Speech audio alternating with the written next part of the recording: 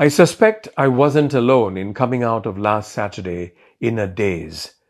It was a dazzling victory for the PAP that even party members, I suspect, may not have expected. There has since been non-stop analyses: who did right, who did wrong, and what it could and should have been.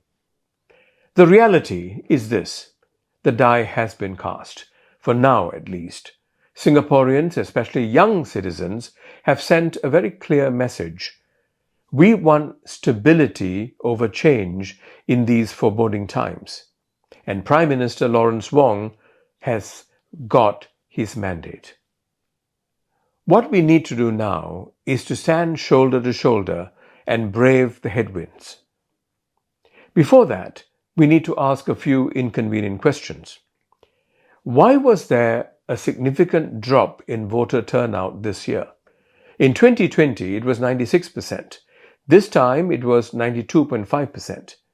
You could ask, why fuss about this when our number is very high by international standards? In the UK, for example, voter turnout is 67.3%, USA 66.8%. In South Korea, it is 77%. What's different is that in Singapore, voting is compulsory. So, does this point to us not giving enough importance to our right to vote?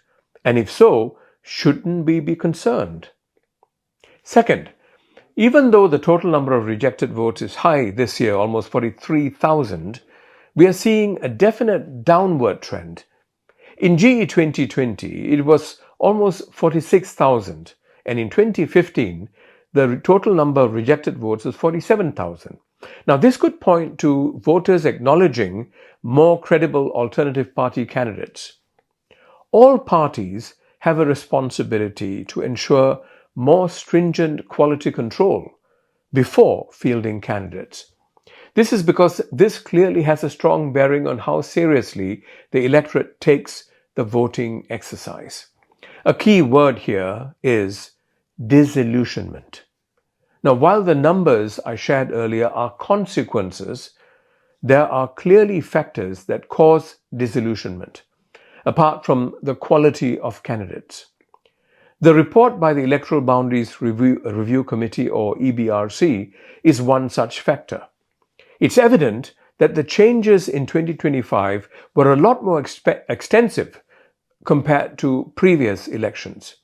There was little reaction time. For example, Dr. Chee Soon Juan of SDP had to contest in an unfamiliar constituency because his usual battleground, Bukit Batok SMC, was no more. Now, another factor is that elected MPs in opposition wards have little access to funds and resources managed by the People's Association. The PAP grassroots advisors, who are essentially the candidates who lost in the election, very much determine how these funds are allocated. Now, these are seen as unfair practices by an increasingly discerning electorate. We should avoid dissonance between what we espouse and how we actually act. Skepticism turns to cynicism and detachment. The government, I believe, has a duty to ensure a high level of public trust and interest in the electoral process. Elections cannot just be about winning. They are an opportunity to listen to the ground. In April this year, in a Sensing SG survey, PM Lawrence Wong got an approval rating of 75%. In this GE, his team in Marsiling UT GRC won 73.46% of the votes. The citizens of Singapore gave the PAP a total vote share of 65.6%, up from 61.2% in 2020. I'm happy that this vote of confidence is there for our Prime Minister. With this strong support comes the expectation of change for the better, which includes exceptionalism in fairness and decency. We will continue to debate issues wearing party badges. Indeed, we must, to come up with the best outcomes for Singapore and Singaporeans. But let's not forget that beyond our party badges, beyond other affiliations that we have, and despite our differences, we recite the same pledge